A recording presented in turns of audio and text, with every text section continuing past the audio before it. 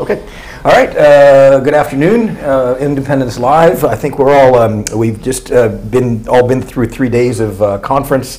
I think we're all a bit tired, but we'll try to nevertheless have a discussion about what transpired during the conference and other subjects that might come up.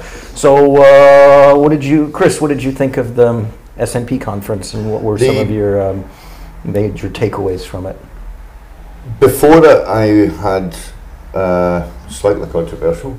I was viewing the conference with slight trepidation because it had been widely sort of like made known that Nicola wasn't going to say anything radical towards the actual independence issue, and she certainly wasn't going to name a date. That's for sure. Yeah. So I felt that it was going to be kind of subdued a bit. But however, that wasn't the case. No. I mean, obviously everybody was invigorated from the Saturday's march to start with. So I think everybody going in there on the Sunday was still euphoric from the day before. I agree with that. And from a personal point of view, I was a busy beaver. I was manning the stall for the Friends of Palestine group within the SNP. Which is always a great honour and privilege, I have to add. But I think it's good to keep those points out front and centre. But as well as that, obviously we had our own fringe that was. We're going to talk about later on Tuesday, so that was coming up. I was also, personally for myself, I was up for selection for SOAC and for National Council. What is SOAC? SOAC is the Standing Orders and Amendments Committee. Agenda. Okay. So I was looking forward to that, but then I get told that I won't find out the result until later on this week. So. Okay. But the actual general mood of the conference was, a very vibrant one, one of a lot of fun, for me as usual, it just went off like clockwork. As I was saying to you before we came on air. Yeah. The last sort of 4 days have just been a complete blur. Exactly. Yeah, I guess I would characterize the overall feeling there as very positive, and I think everybody knows it's just a matter of weeks or so before there's a greater degree of clarity. What I really enjoyed from Nicola Sturgeon's speech is her declaration that that Scotland would not be denied, and they were not going to allow the lack of a Section 30 order or what have you to deter. Calling a referendum or whatever democratic technique they use to achieve independence, and I think and I don't think anybody really expected a date to be set, and a party conference would not be the appropriate venue to do so, at least in my view. How did you view it? Well, it was interesting. Obviously, the only news you got on the BBC of it was the bits of the speech, and actually you didn't even hear. You've heard, what's her name, Sarah Smith, more than you heard Nicola's actual speech. So they reported it simply as a speech and just about the timing of the referendum, as if the whole cabinet is minded to have it in the long grass in 2039 or whatever. If you believe them, that's what you think. But actually, it was pretty clear that the momentum from Saturday carried through into the conference. Absolutely. And it totally G'd up delegates. The 4,000 delegates. So it's pretty much the second largest conference we've ever had, and noticeably as well in terms of the motions, even the motions from the conference, although there was the SOAC committee probably culled the agenda a little bit. There was probably not enough disputation on the motion, so much so that meant that there weren't any speakers against, which means there were fewer speakers because we had taken an even number of for and against, so that kind of muted the debate a bit, so you didn't get as many variety of conversations going on from the platform, and also you kind of had more politicians, elected people moving the resolution, so there was probably too much of a balance in favour of the elected reps rather than the rank and file delegates from conference. So, but that's down to the motions that were chosen. So I'm not greatly happy that SOAC didn't choose a wider range of motions, but that's the way it works, because they vote for it on a ballot in the committee to decide which ones they're going to put on the agenda. So you just have to decide to change the SOAC committee, and let's hope that you got on it, because we need some more political people there with a very definite set of choices to make. But my overall sense of the whole thing was that the membership definitely shifted things occasionally. There were a couple of reference backs which were quite interesting. You know, usually reference backs are frowned on. Sorry, what is a reference back? A remit is what they call it, remit back. So in trade unions they call references back, but that's basically where you send a motion back to be thought about again, because you remanded, sort of. So you don't want to vote against it, but it's got some things in it you don't quite like, so you send it back for reconsideration. So with the remit back was won twice on the conference or on the first day, in fact the first session. So that was interesting. Normally that doesn't happen. So that was good that the delegates felt strong enough to do that, and took argument from the rank and file members to say why they should. So, you know, there's a definite understanding our policy's got to be exact and got to be clear, and it's got to do something. And the most important announcement, in my view, that was made by the government was actually around the National Infrastructure Company. The fact that we got that motion passed in June at this summer conference, and now government's actually implementing it. And that come from SNP Socialist members proposing that, going to branches. So that proves categorically, one, that SNP Socialists can be very influential. We can lead a debate and actually get a concrete result with a policy that's changed, which clearly shifts the party to the left economically. There's nobody else, no other government in the British Isles that's doing what this government's doing in terms of defending national industries, defending jobs by stopping them closing down, stopping the NHS from having the private sector run it. We've got, and then we've got the National Infrastructure Bank, which is being capitalised, and followed by a National Infrastructure Company. So there isn't anywhere else in this part of Europe where that's happening. As far as you know, are they also proposing any kind of commercial bank? I think I tried to address this in the little event we had on Saturday. But is there talk about having a public commercial bank? That I haven't, and I personally think that the Scottish Government missed the chance. There was I think that the right time to do that would have been when the Airdrie Savings Bank unfortunately closed its doors, because they had the infrastructure. And it would have been all it really needed was capital. And obviously for to take over the running of it. Hence goes the saying, out of small acorns grows rather large fir trees. So I think they missed the boat on that. I think they're maybe doing it for their own reasons. They're maybe doing it, to my mind, back to front. But I think that will be the third thing to happen. Once they get the investment bank up and running and stuff like that, and see how that goes. I want to say a little bit about other policies which were talked about there. I mean, obviously there was the new Welfare Commission and some of the really positive things. That the first people started to receive their payments, so our more humane systems. I wanted to ask a little bit about that, as far as I understand, because they are setting up a social security system within the Scottish Government. But it's relatively limited in scope compared to the DWP, which is that's only because that's only because the Scottish Government have only got 15% of that 15%, actual competency devolved to them. Right.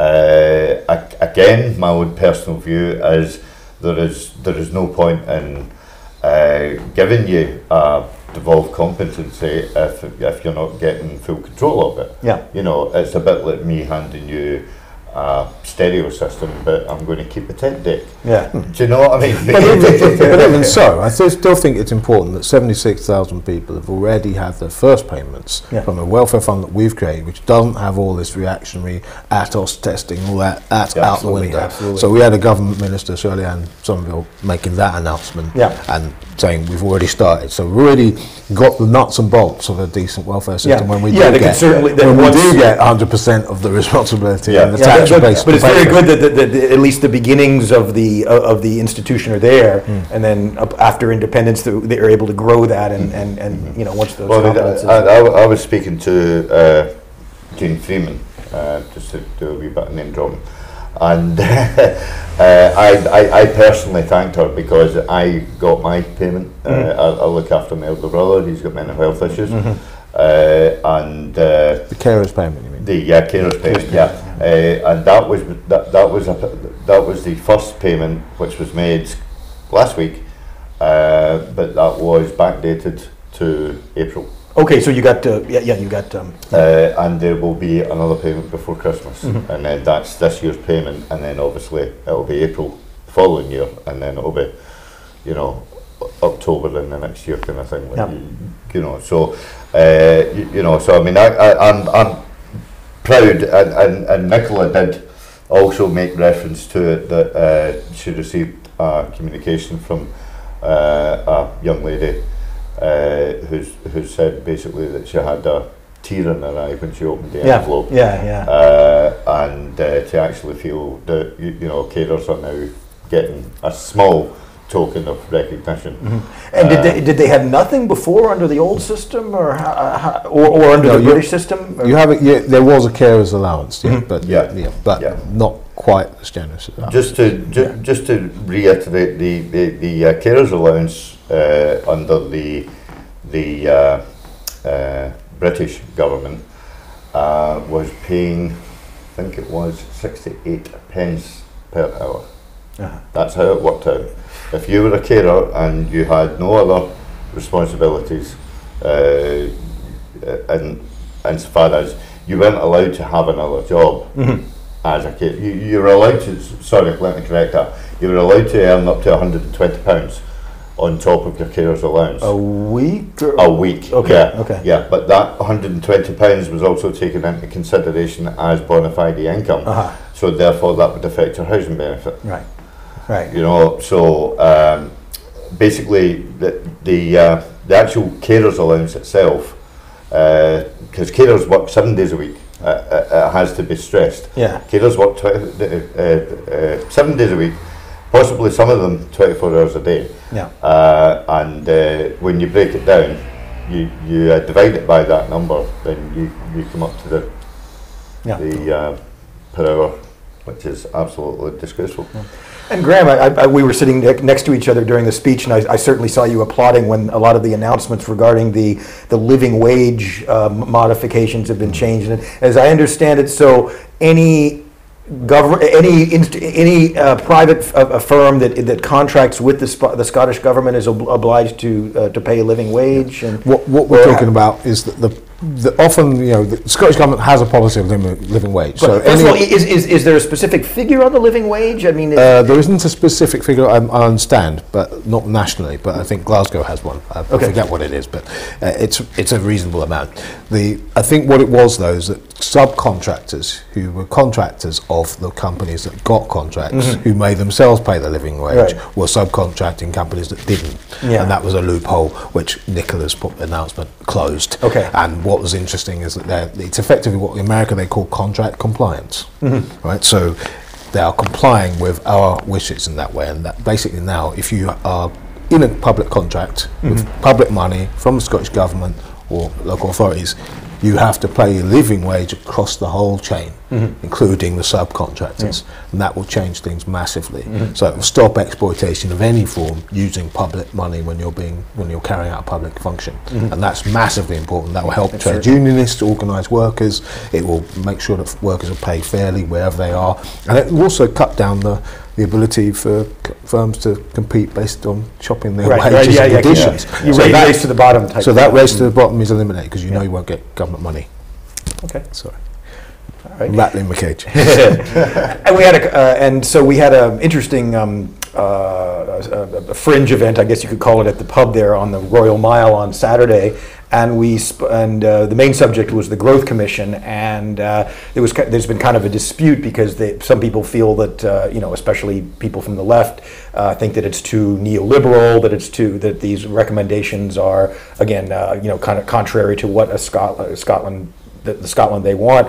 But in my own view, it just seems to me as if it's by no means a blueprint for the way the economy would be, but it's a means to at least begin to engage with, for example, people who would vote no for economic reasons, and just to demonstrate that the Scottish government is taking these things seriously. Is that the way you view it, or how do you view it? Well, we started off by introducing the paper by saying, asking who had read the document. Yeah. I haven't yet. And when you have asked that question in any company, and including in the actual National Assemblies, vast majority of people haven't actually read the document. But the document is 200 pages long, it's a book. But the summary is about 50 or so pages. So, and I asked if anybody had read the summary. About 7 people, including the journalists, had read the summary. So I basically tried to sort of give people a flavour of what was in the summary. So I'll come and do that now for us. Essentially, what the Growth Commission does is it compares Scotland to a basket of 12, not currencies, but countries of our size, which are comparable in terms of their GDP, population, and so on, and level of development. So they're all developed countries. They are countries like Denmark, Finland, New Zealand, regions like Hong Kong, which is about the same size as us, and Singapore. In population. Yes, in population. So regions like Hong Kong and Singapore. So those are countries which have international global linkage, which have relatively higher social spending tax, and countries like Denmark and New Zealand, higher taxation and public spending than we do.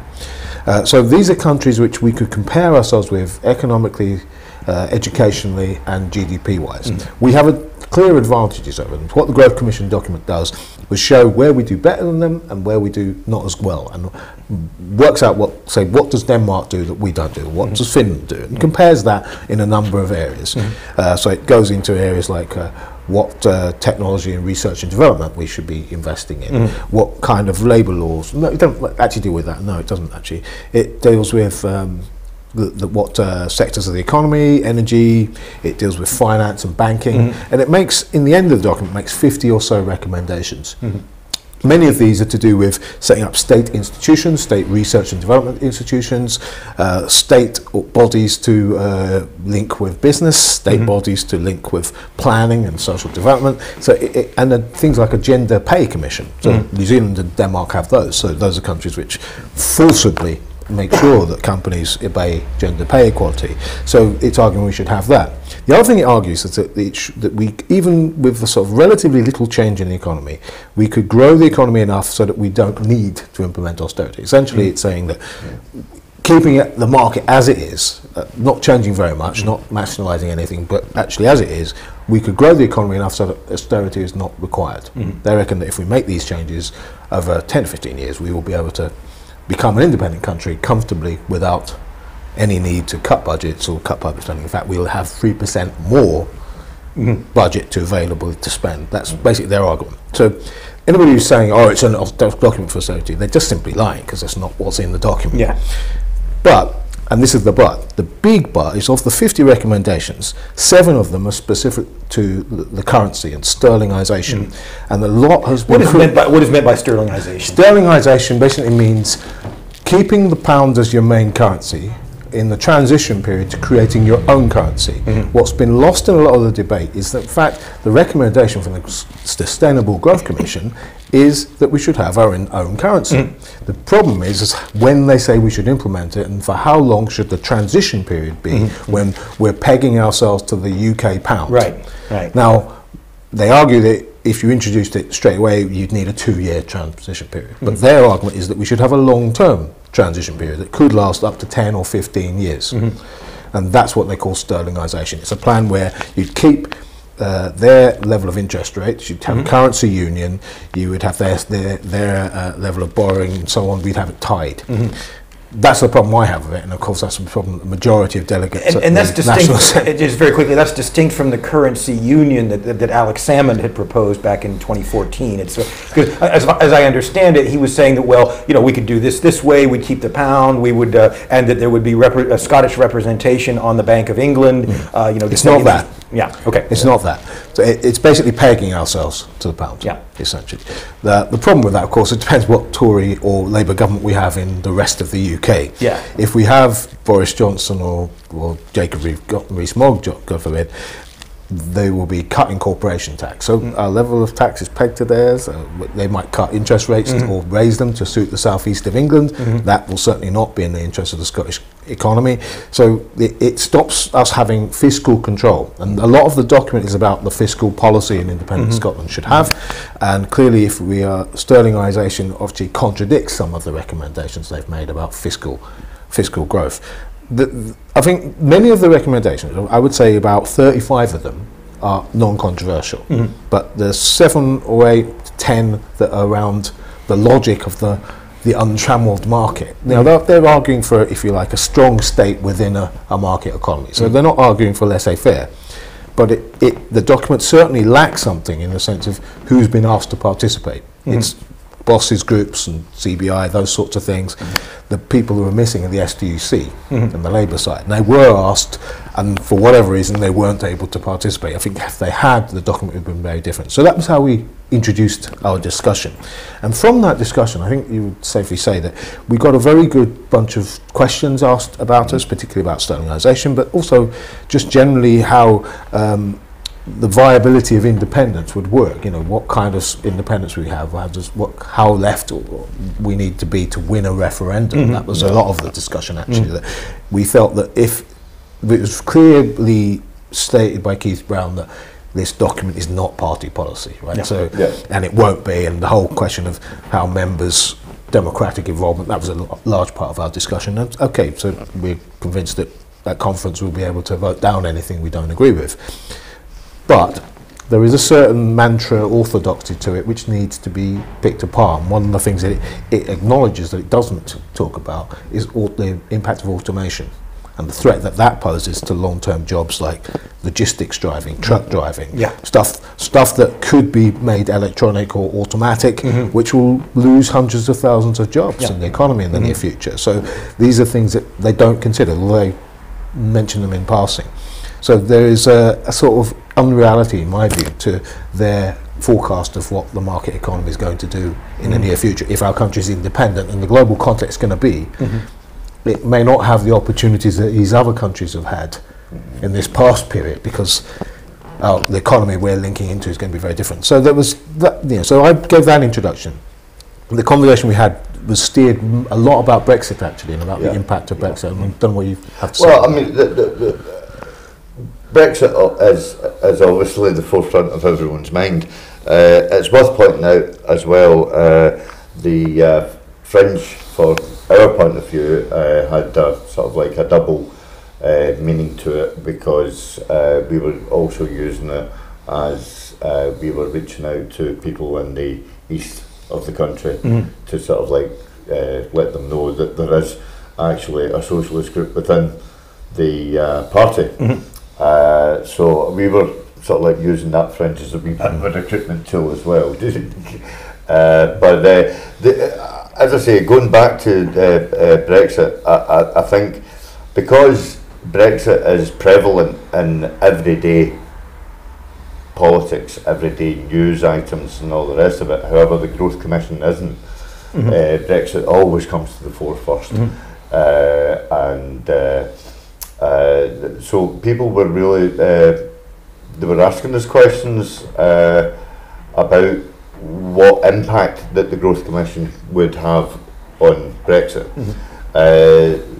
The outshot of that is that it's a double-edged sword, because the Growth Commission, to my mind, would have, there are two possible outcomes, because we don't know exactly what the final deal is with Brexit. Of course. Do you know, because you may get assuming there is a deal. Yeah. Well, what I was leading on to was the fact that you could get A, no deal, or B, you could get some kind of deal, but that deal is obviously it's going to be presented as, you know, I think what I've heard of I've heard what it's referred to as a blind Brexit, where it's sort of a deal, but it leaves so many things unresolved. But I mean, let's call a spade a spade. Even if Theresa May comes out with a no deal, she's not going to. She will try and present that no deal as a good deal. So that's where the fudge comes in, right? It's not going to be the best deal. It's going to be adequate enough in order to keep them in government, which is really all that's all I care about. Yeah. Do you know what I mean? But will that deal actually be enough to stop the Tory rebels from driving hard to a complete no deal? Going back to the Growth Commission, you've got two possible scenarios as to how the Growth Commission would look like under a no deal, or how the Growth Commission would look under a deal. Most of the people,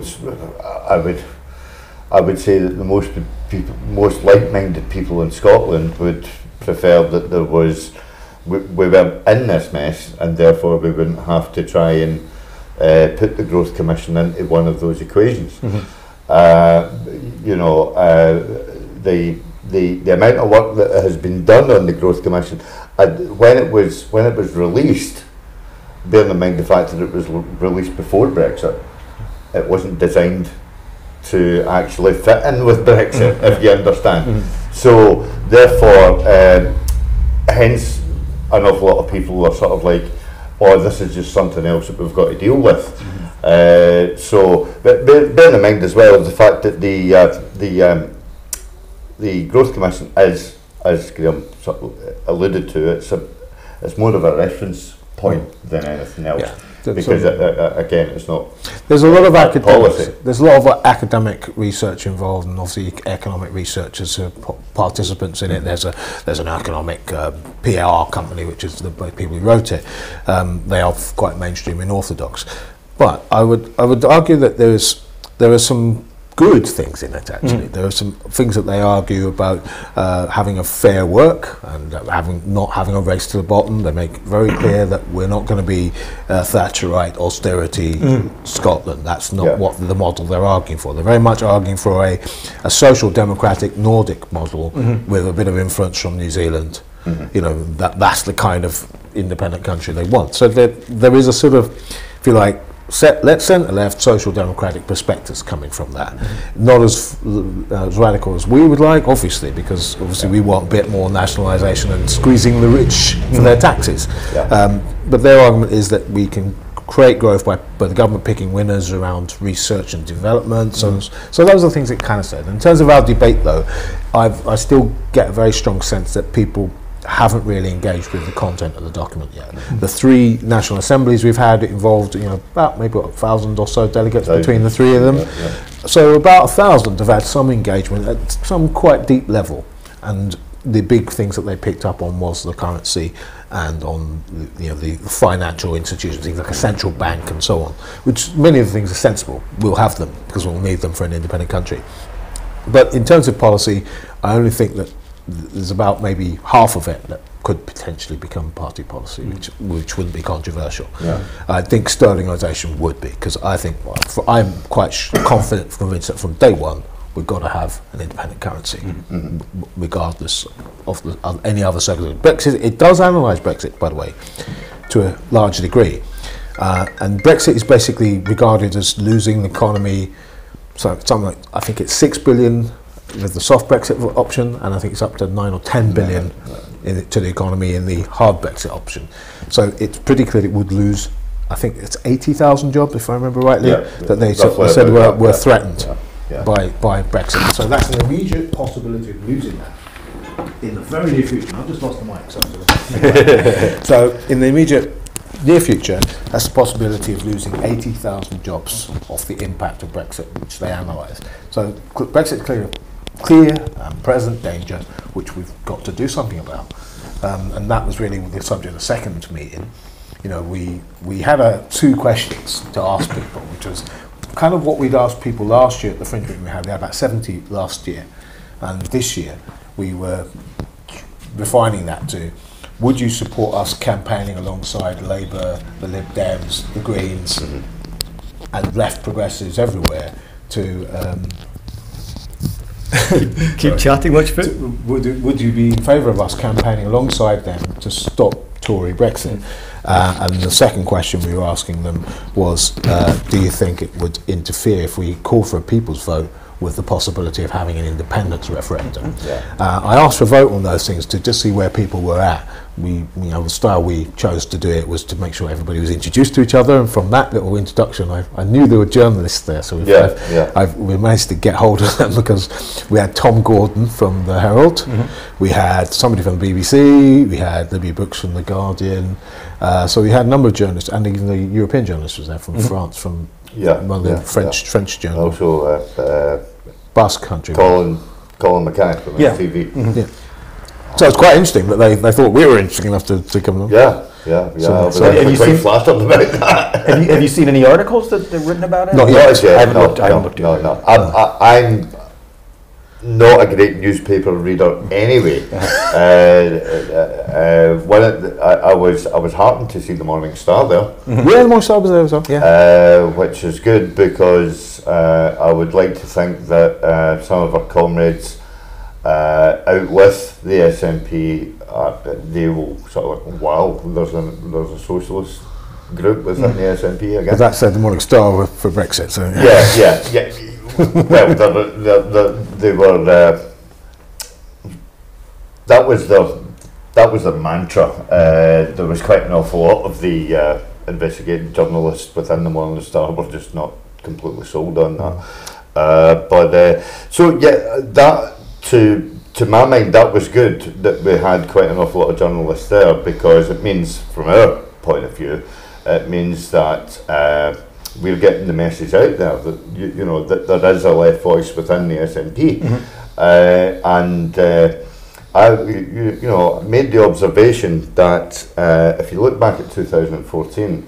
You had such groups as Rise, you had RIC, you had the SSP, you had the Scottish Socialist Party, the Socialist thing, the break-off thing with Thomas Solidarity, and I don't know, was there an actual official name for that? Solidarity, wasn't it? Oh, Solidarity, that's right. Used to need it. But so, where have they gone now? You know, they surely haven't went back to Labour. So we need to reach out to them, and because they were obviously, first and foremost, they were for independence. So we need to sort of like reach out to them, show a bit of solidarity and a bit of comradeship, and listen to their concerns. And we might not be as radical as what they, were once were, but I believe that a moderate left voice is definitely a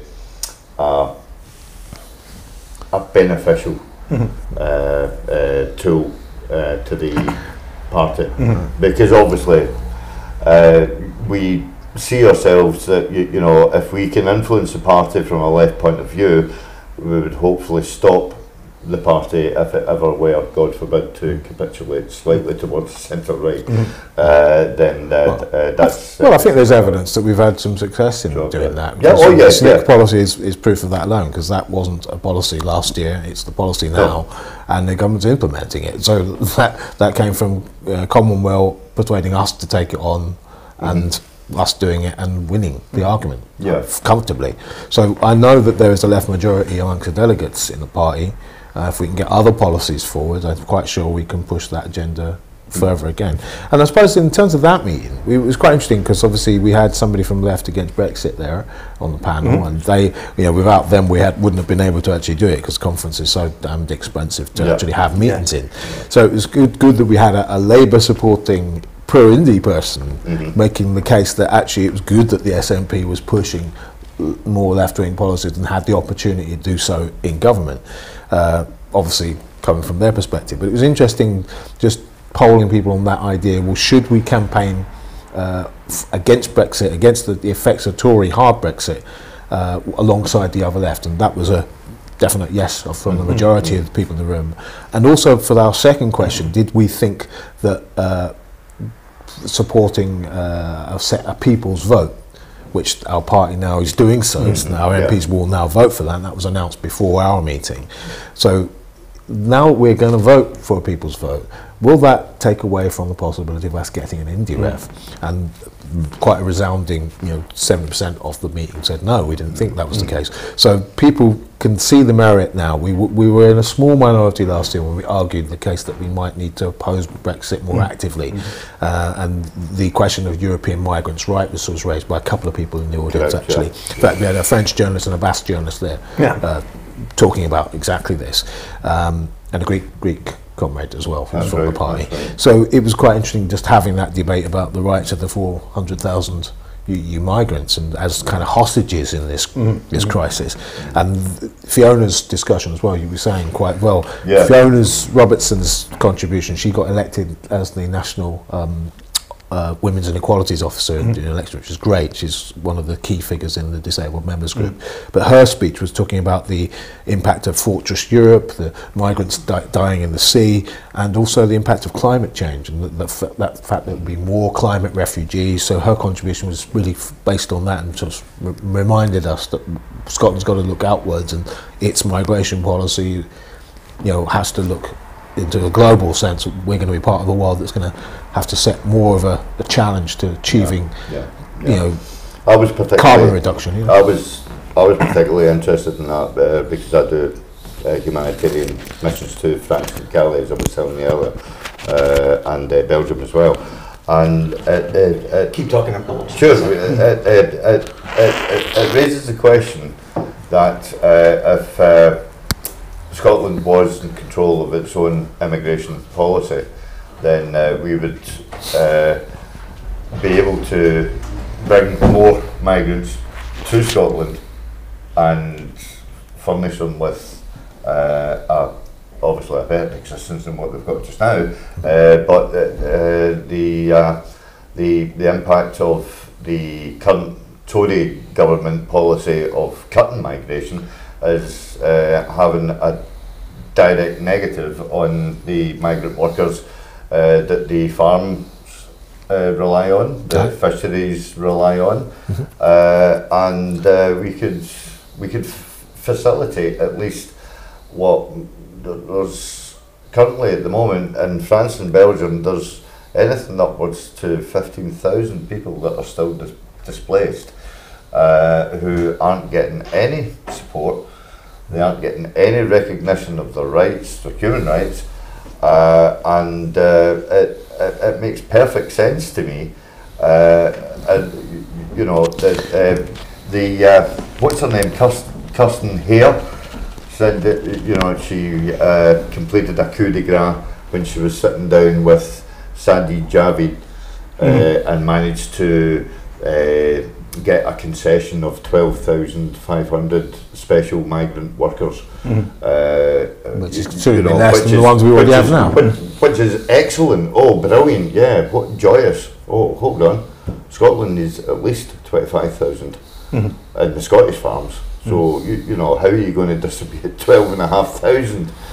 Throughout the whole of the British Isles? It's absolute madness. So that was just a PR stunt for her. Do you know what I mean? It just shows that she really hasn't got any political credibility whatsoever. Well, that's not by the by. But going back to the subject of the meeting, I mean, in terms of, we did get a discussion actually about whether we should have a coalition with Labour people, and we explained how Brexit specifically, over Brexit, of stopping Tory Brexit, because I think it's important that the likelihood is we're going to get a hardline Brexit, and we're certainly going to get possibly a hardline Tory government. There's a chance of a general election and maybe a leadership challenge in the Tories. I'd be amazed if Theresa May survives till Christmas. But either way, we're going to get we're not going to get a progressive government unless there's a general election, and Labour is at least the biggest party down south. Now, that discussion was interesting in the sense of convincing getting the Labour left to shift Corbyn and the Labour Party to supporting stopping Brexit. And to us, stopping Brexit means staying in the single market, staying in the customs unions, preserving workers' rights and social rights and social protections. That's Scotland's bottom line, because that's the way Scotland voted, and that discussion was very clear. People understood that we have to defend that vote, and that obviously our colleagues down south need to respect the fact that Scotland wants to defend that vote. That was a bit more difficult, I think, in the sense of when we were dealing with the Lib Dems. Nobody wanted to do joint work with the Lib Dems, did they? And somebody asked specifically for us to replace the Lib Dems with Plaid Cymru as our partners, and I think that was quite right, because I think if we're working with the Lib Dems, and one of the problems is people who voted in the referendum didn't have all the facts they needed to make that their mind, that some of them were dragged to the right to vote for Brexit because they were dragged behind the most right-wing Atlanticist faction of the ruling class, whereas the other lot which were dragged partly behind the campaign led very badly on the Remain side by the ruling class who support European integration. So because I mean, for all intents and purposes, they were very, very half-hearted in that campaign, but they're not. Well, they were poor because obviously the way they sold it wasn't workers' rights. It wasn't. They wouldn't sell it on the question of international workers' internationalism and grassroots solidarity across Europe. They weren't talking that, and I think that's why it didn't appeal. Whereas on the other side they were talking, take our country back, give ourselves control and that stuff, even though they already had control. The whole ethos of Brexit is so inward looking that they obviously wouldn't consider the wider impacts throughout Europe and all the rest of it, and there are similarities between the ethos of Brexit and what is happening with Trump at the moment in America. I see them both as both two sides of the same coin. I mean, I view what Trump is doing in office and what they would do with any kind of transatlantic trade deal as just basically wiping out regulations and installing basically corporate control. I mean, because I know Trump in office has been, many of these institutions like, for the labor rights and environmental rights, this type of thing, had been seriously weakened even under Obama to a large extent. But it's almost like with Trump, he just puts the most malevolent person possible in charge of these these institutions, just to completely dismantle. And so I see the same thing. Well, I mean, it's basically Trump, basically champion the fact that America first and make America great again and all the rest of it, and then you get Theresa May on the other side of the water giving it, we want to go back to when Britannia ruled the waves and we're chasing after a utopian dream of imperialism and ruling all the rest of it, and that's nasty, because when you start recalling what imperialism means to an awful lot of people in the world. Oh, exactly. Some of the most horrendous atrocities were born out of imperialism. Have you seen the videos of Shashi Tharoor, who the Indian politician? And he used to be Assistant General Secretary under Kofi Annan. Yeah. Oh, okay, right. But he did a video at the Oxford Union that went viral, 15 minutes, and he just lays out in such clear detail. India went from being 25% of the world's commerce to 3% under the British. Just these, and all the money, all the things that they gave to the different world wars and all these things. It was really, and even things like, America, Great Britain brought the railroads to India, but it was mostly built just to profit, to benefit the empire. It wasn't built to help people or anything. Can I take us back? Sure. Great, interesting discussion around that. We could go on for a while. Tangent. See, this is really live. Just to say that the issue about Lexit was an important issue that came up as well in both meetings. Lexit meaning left Brexit. Right, yes. That was a position certainly that many people in the pro-Indy campaigns in Scotland actually put. In fact, Jonathan Shaff himself stood up and asked that question to some extent. But there was other people who made that case, and one person said, well, 30% of SNP supporters voted Brexit, blah, blah, blah. And of course, I don't believe that for a minute. One poll once said that. I actually don't think it's true. I actually made that point. I didn't think it was true. But even so, 2/3 at least, and probably 3/4 of SNP voters supported Remain, including in cities like Glasgow, whereas you compare Glasgow with Birmingham or places that voted to leave in England. Our working class understood why they needed to vote to stay, because they don't have that same xenophobic, anti-European, anti-French thing that the southeast of England people seem to have. Well, again, it doesn't work out in the mathematics of it, because it was a 75% turnout in Scotland, and yet we got a 62% clear vote. Yes, you couldn't have that without the working class having voted Remain and understanding why. And that's the point. I made that point that, and so did Kirsty actually from Left Against Brexit, that actually the progressive vote was the people who voted to defend migrant rights, not have borders with the rest of the European working class, not restrict the rights of young people to go and benefit from travel and trade and commerce between ourselves and the rest of the European Union that we've all grown up with. They understood why it was correct to do that. They also recognised the threat to jobs, the whole question of trade and supply chains. So for all these reasons, there were progressive reasons to vote Remain, which were just not there on the Lexit side. The reality was, I made the analogy of you're on fire, you're in a room on fire. The source of the fire is from that right-wing door, and what we've been forced to do is go through that door by being taken through Brexit, whereas we need to go through that door. And the idea that some kind of socialist revolution can come from that door, after Hitler, our turn kind of thing, it's that kind of tactic, And the other thing as well, it's also ill-informed about the history of Europe and about European socialism, because it argues that this big European super state is some kind of inheritance from Hitler, is kind of effectively the narrative. Whereas actually it's not right. I mean, the European socialist movement's policy was a United States of Europe. It's just that 100 years ago, when they came up with this policy, it was confronted with by the Second World War and all the different socialist parties leaders, with the exception of a couple of countries like Russia, betrayed their international working class by supporting their own sides in the war. But their policy was the United States of Europe. But they just thought it was going to be a socialist one, because nobody could imagine that Europe could be united peacefully under capitalism. Under capitalism. But we've lived with Europe united peacefully under capitalism. We might not like the way it works, but the reason why it works the way it does is because of the 27 countries, more than 20 of them have got right-wing governments. And the problem is with Europe is who's in government. If you don't change who's in government, you can't expect it to have a left-wing socialist policy with right-wing governments in charge.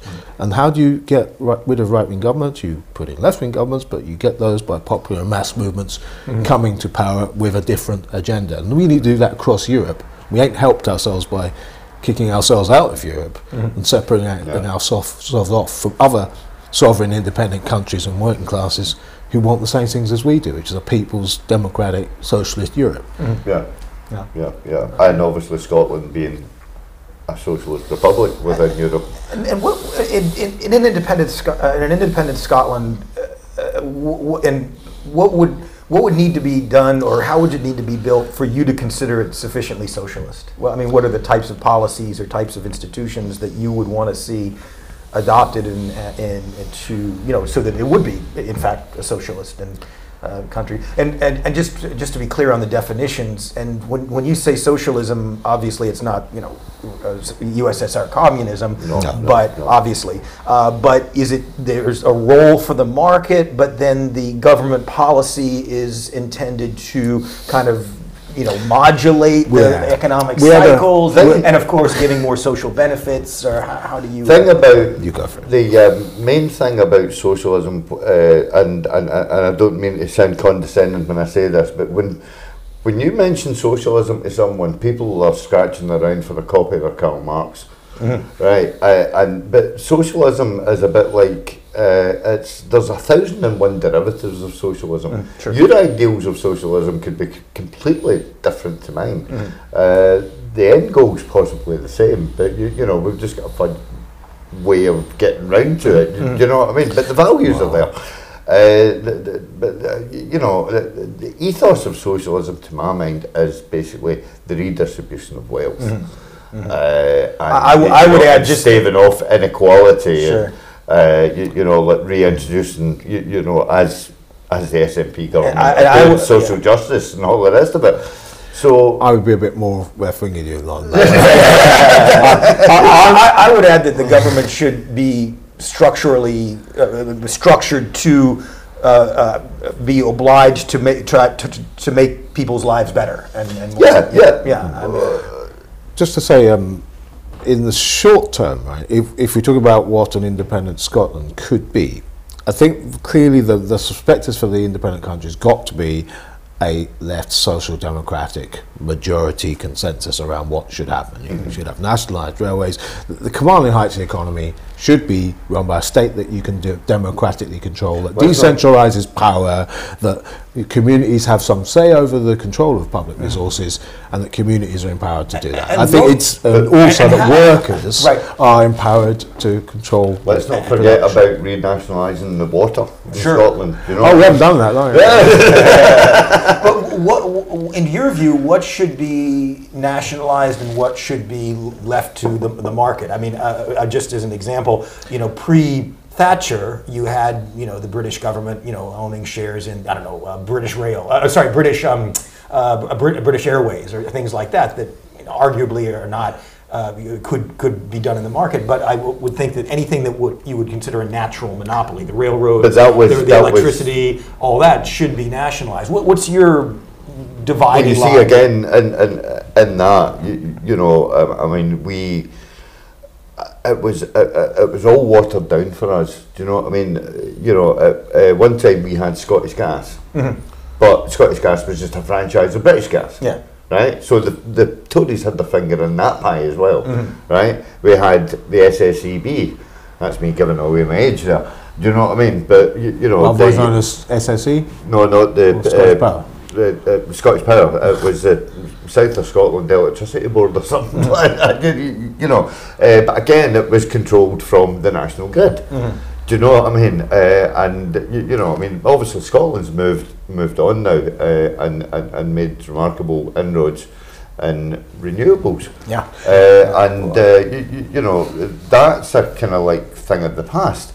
But I mean, if you take small things, you know, I mean, even if you're talking about the railways, which could be a subject of discussion for the next hour and a half, is that the railways in itself, ScotRail in itself, is a separate entity, but then the track is maintained by Network Rail, which is an English company.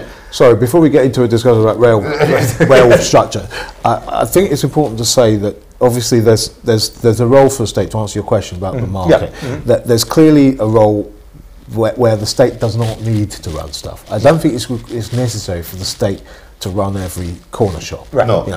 I think communities should do that, and actually in large parts of this country communities already do, because actually the corner shop is struggling to stay alive with the way multinational control of food chains and supply chains are. You know, the supermarkets like Tesco are your local shop now. You know, so that's not a good thing. I think what the state needs to do is break down the monopolies, empower smaller businesses and community business, particularly the cooperative sector and the social enterprise sector. We need communities to have some element of control over their local production and consumption. You know, ultimately, what capitalism is dreadful at is responding to supply and demand in a way that's progressive in terms of using resources. What I'd like to see is proper planned consumption and production. Ultimately, socialism is about planned consumption and production. There's some kind of relationship, a conscious relationship between those, and you use society's educated people and resources to plan that in some way. Now, it can't be done by a top-down state organisation. We've tried that in the 20th century. That's not going to work. But what might work is local people planning their local economy and the most efficient, environmentally sustainable use of local resources. Because I think the way capitalism is moving, information technology as a commodity, as the fundamental commodity, means there's no value in stuff now. I think we have some questions. It's Sorry. Stan Moore, do the SNP Socialists Group have meetings, etc. in Perth? No, but we should have. Fortunately we haven't, but yes, we will do. What I can say at this moment in time, which is a point that I wanted to make before we ended, so that actually wraps it up quite nicely, is that anyone that's watching, if they want either myself or Graham or other comrades on the exec to come out to their branches and let them know exactly what the Socialist Group is all about, they just need to get in touch with us through Facebook or through Twitter, obviously private message, and we are willing to come out and give a talk to your individual branches. In fact, we have exec members from right from Dumfries and Galloway right up to Stornoway, Inverness and Aberdeen. So Okay, one from Roddy McNeil on Facebook. Regarding imperialism, should the SNP, the Yes Movement and all left-thinking people make a point of highlighting how bad imperialism was for almost everyone in the world? Yes, and we're doing that by many ways, but one of the ways we do that is contesting Scotland's legacy on slavery, and I'm very well known for that. If you look me up, there's loads of stuff about the stuff I've done around the slavery legacy, acknowledging Scotland's role in the imperialist empire and the footprint that it's got across the world, particularly in Jamaica, because that's the most Scottish place outside Scotland. So you just have to go and look at the names in the telephone book, and that tells you that. So I recently went to Jamaica in June, and I made a documentary along with David Heyman, which he went to Sierra Leone and to Jamaica with me, to basically look at where Scotland was involved in the slave trade and in the plantations in Jamaica. Are you doing a documentary about that? That's been done, and it's being broadcast hopefully in the beginning of November. Oh, fantastic. On the BBC. Okay. So look out for it. It's called Scotland's Slavery, Scotland's Hidden Shame. Okay, again for Roddy, as the Growth Commission summary is 50 pages, is it possible to produce a shorter summary that would encourage more people to read it? Yes, I'm doing it. I believe it can, excuse me, it can be condensed, and it should be condensed. You don't want to condense it so that it's basically, you know, written on the back of a fag packet, but it could be broken down, and it could also be put into layman's terms rather than it's very thick with political economic speak. Yeah, we're doing it. Okay. Anything else? Can you tell us what the minimum wage is just now? There seems to be some confusion. Facebook. Is that £7 something? What? No, wait a minute. Is this the living wage? Is this the living wage or the minimum wage? Both. It's both. Okay. Yes, the Tories renamed the living wage the national. The minimum wage has been named the national living wage. Yes, That's rebranding. We're confusing. Deliberately confusing. Yeah. There's still disparity between that, and it seems to, from my experience, it goes by age, because I've got two sons. One lives in Edinburgh, he's assistant manager of a cinema, and my other son is studying politics in Aberdeen, and both of them are working as well, and because of their age bracket they get paid lower than what I think was actually quoted. The living wage in Scotland pertaining to this, if I could point it out here, is up there. I think it's I think it's £8.75 is the actual Scottish living wage. I should also point out that 800 employers have signed up to that in Scotland as a result of the Scottish government's initiative. And more week by week. Have they done any in England? Is that even a policy in England? Or? I don't know. Okay. Couldn't comment. Okay.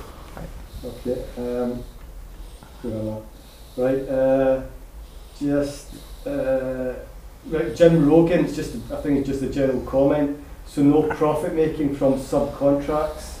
SNP leading the way again. I think there was a living wage, wasn't it? It was obliging the subcontractors to pay the living wage as well. Correct. Because before some of them would subcontract out for less, and so that's exactly it. Right. That's been stopped. Yeah. Right. Okay. Stan Moore's posted another thing. It's quite interesting. It's amazing how many people from all walks of life have engaged in politics in recent years. But how do you suppose we break the mould with a problem in mainstream media?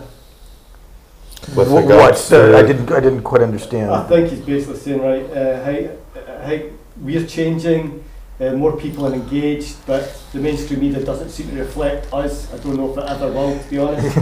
It never will reflect us, but what we got through it last time in places like this by simply talking to people on doors, and we successfully got a 57% yes vote in my area of Glasgow, and obviously across the city we did very well. And the reason why we did that is because we just chapped every single damn door at least once, and usually twice or three times. So people got to have those conversations one-on-one, and basically the answer is have that conversation with people one-on-one. Have as many conversations with people who voted no last time. You'll find that lots of people regret it, and the ones that I've met certainly are saying that. It's interesting, one of the polls, we did this day of action on September the 29th for the party, and obviously we were challenged to try and bring back at least 50,000 nationally in terms of survey answers. And the survey answers to the questions we do are, which is your main party, what's your second favourite party, how would you vote if there was a general election tomorrow, and yes or no for independence. Those are the four questions we've been asking people for nearly 10 years. 10 years, yeah. Right? And so, interestingly, we're still massively ahead.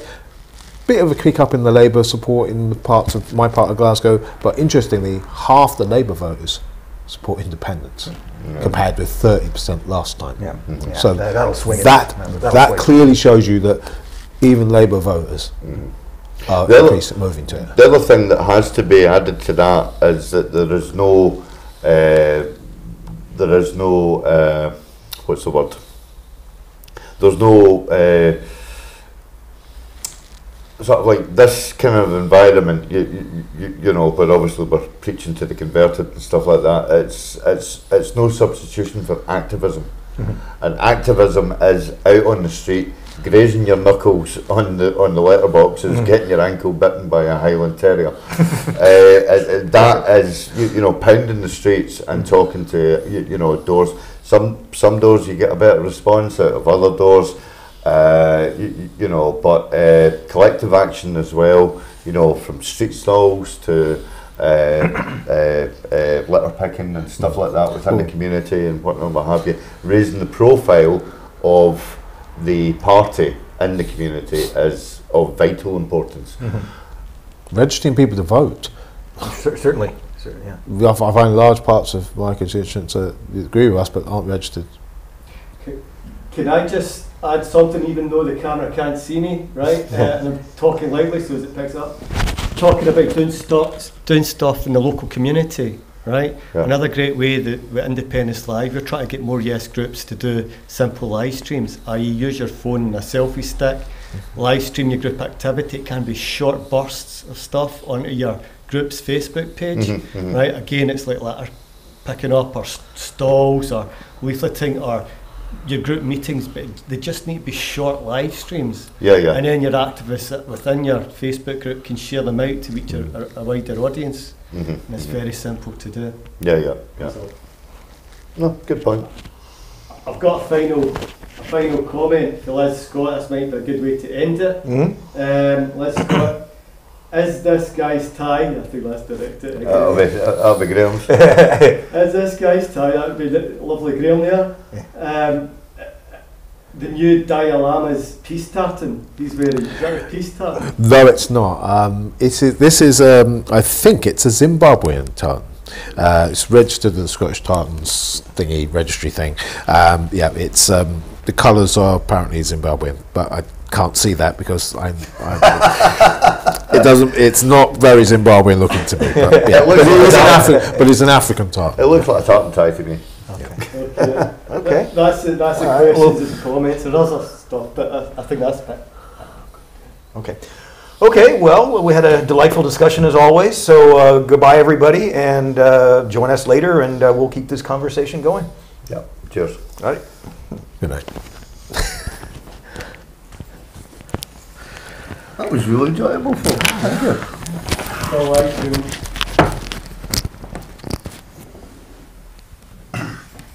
Just about to go, folks. Just about. See ya. Bye.